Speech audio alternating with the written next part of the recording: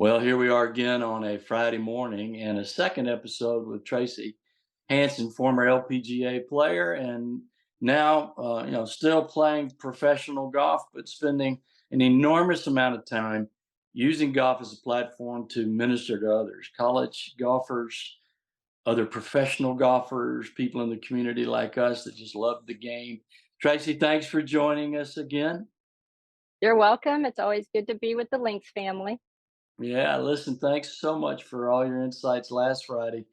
This Friday we want to do something a little different, and you really got me thinking in this category about the grief and the sorrow that comes out of suffering.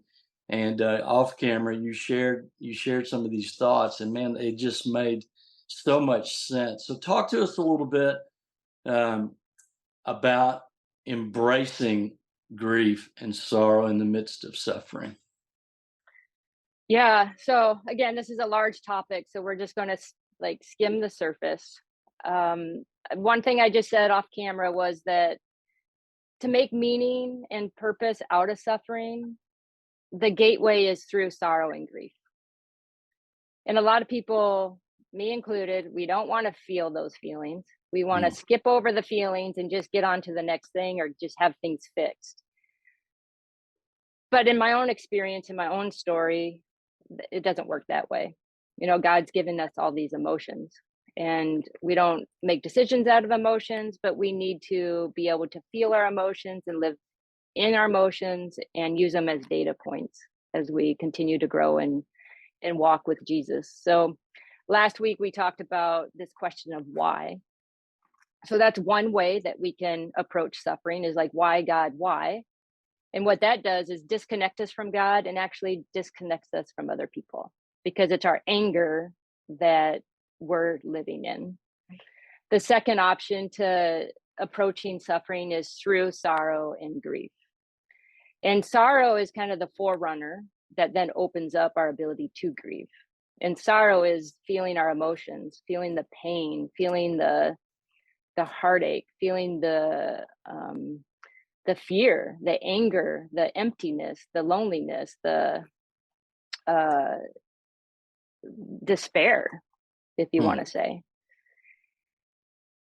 But when we deny our feelings and these emotions that come in with suffering, we actually compress the full spectrum of emotions. So God created all of these emotions inside that live inside of us, and we try to suppress the negative emotions and only live in the joy and the positive emotions. Well, it doesn't work that way. If you want to compress the negative emotions, you're going to compress all of your emotions. Wow. And so, what does that do? Then we live in the shallows of life. We never fully feel joy. We never fully feel grief or sadness. And we just live in this kind of blank surface world. That's not how God designed us to live. So, how does this happen sometimes?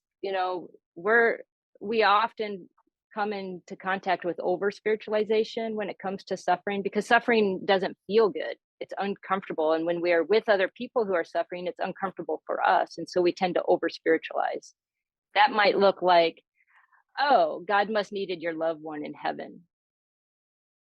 Or maybe this is the consequence of sin, like we talked about last week. Or God's going to use this for good some way. In the midst of intense suffering, those are not helpful. And it just disconnects you from trying to help and be with yourself or another person who is suffering.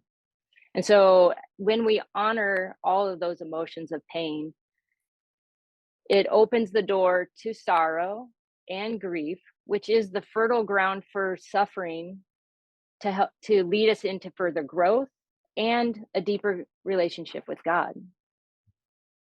So I'm going to repeat that.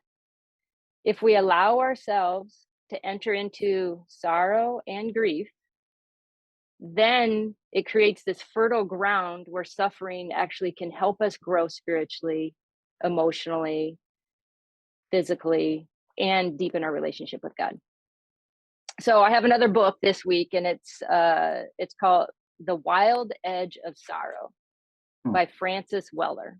And maybe you can put that in the show notes or somewhere to let people know. But it's a gritty book on sorrow and grief. And there's a quote in there that says, "Without suffering, we don't experience grief.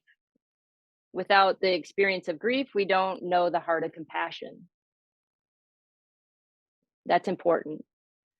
We don't experience the full breadth of love, the surprise of joy, and in the broad sense, the full beauty of the world around us. Wow.